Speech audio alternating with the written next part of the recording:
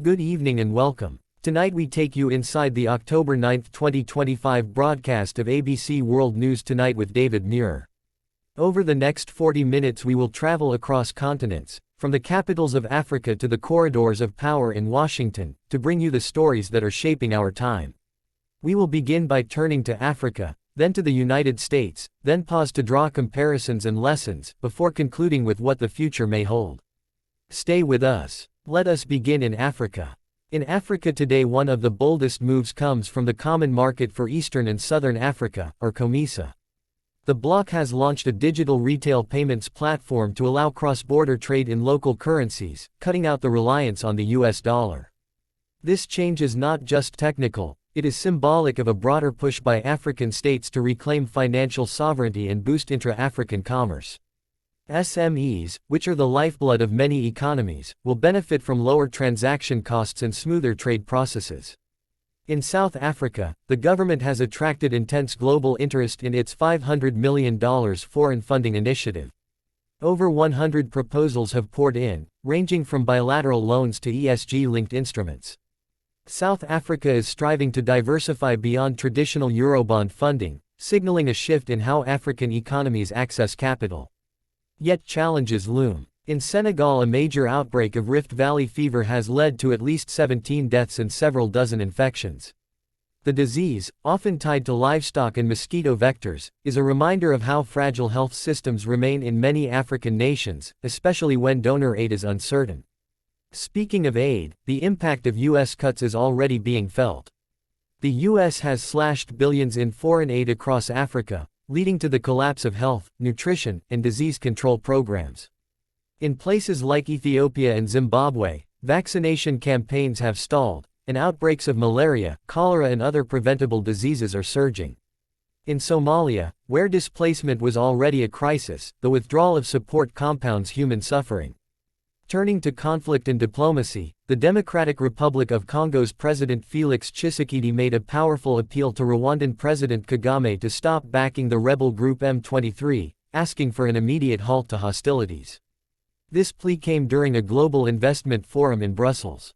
The war in eastern DRC remains one of Africa's long-running humanitarian tragedies, with millions displaced and untold suffering. Meanwhile, universities in South Africa are reeling from protests. At the University of Fort Hare, student protests led to fires at several campus buildings, forcing a suspension of operations. The unrest reflects deeper frustrations among youth over inequality, joblessness, and governance. Also in the domain of continental breadth, Ethiopia has officially begun shipping goods under the African Continental Free Trade Area (AFCFTA) framework.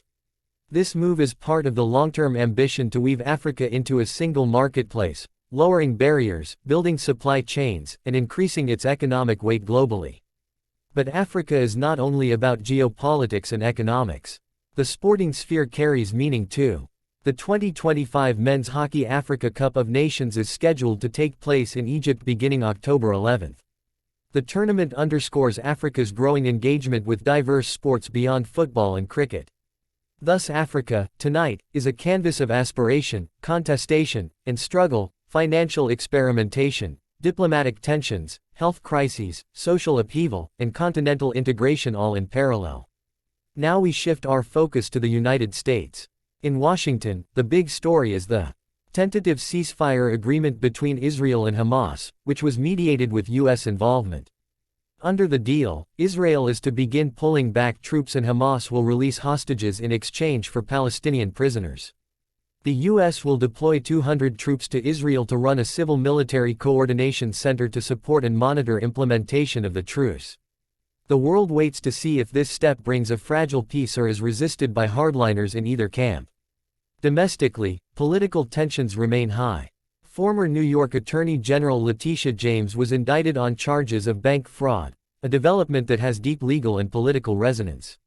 Some view the indictment as part of an ongoing struggle over rule of law, power, and accountability in American politics. At the White House, President Trump convened a cabinet meeting on October 9, demonstrating his continued engagement in governance and signaling further executive action. The administration's posture in both domestic and foreign affairs is being closely watched, especially as the ceasefire and foreign aid decisions unfold. On the fiscal front, the U.S. is grappling with government shutdown threats, budget constraints, and legislative gridlock. Some agencies have begun furloughs, services are strained, public trust is under pressure. The questions loom: will America sustain its global commitments while managing domestic fragility? How will U.S. credibility fare if foreign obligations clash with internal priorities? Let us now pause and compare what is happening in Africa and in the United States, and draw connections and contrasts. First, consider sovereignty and agency. Africa's push for local currency payments, sovereign funding initiatives, and stronger continental trade frameworks reflect renewed agency. Many African states are saying, "We won't just be passive recipients of foreign aid or strategic targets for external powers." Meanwhile, the U.S. still operates from a position of global power, but its internal divisions are exposing limits to that power. Leadership credibility and coherence matter. Second, examine aid and dependency. African countries are being forced to confront what happens when aid is withdrawn. Health systems that once relied on foreign funding are collapsing. The U.S., in contrast, debates its own capacity to deliver domestic programs, but does not depend on others for its basic functioning. The asymmetry is stark. Yet this moment could push Africa to build resilient domestic institutions, diversify revenue, and reduce dependence, or risk deeper inequality and instability. Third, on security and diplomacy, both regions confront strategic challenges. The U.S. uses its military, diplomacy, and resources in places like the Middle East, but faces domestic cost, political backlash, and shifting public opinion. African states navigate whether to accept foreign bases or aid with strings attached, or assert autonomy. In the DRC example, President Tshisekedi publicly called out a neighbor to halt support for rebel violence, that is diplomacy in the face of layered conflicts. Fourth, crisis resilience is being tested. Africa is coping with health outbreaks, protests, conflict, and financial shocks all at once. The U.S. is enduring political polarization, foreign entanglements, and institutional fractures.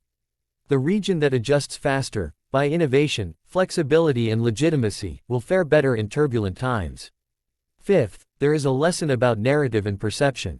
Africa has often been framed in victim stories: famine, war, disease. But tonight's developments tell a more complex story of ambition, tension, recalibration. The U.S., often portrayed as global leader, now faces narratives of overreach, internal dysfunction, and contested legitimacy. The way these stories are told, and by whom, will influence foreign investment, public sentiment, and alliances. As we look ahead, several themes demand our attention.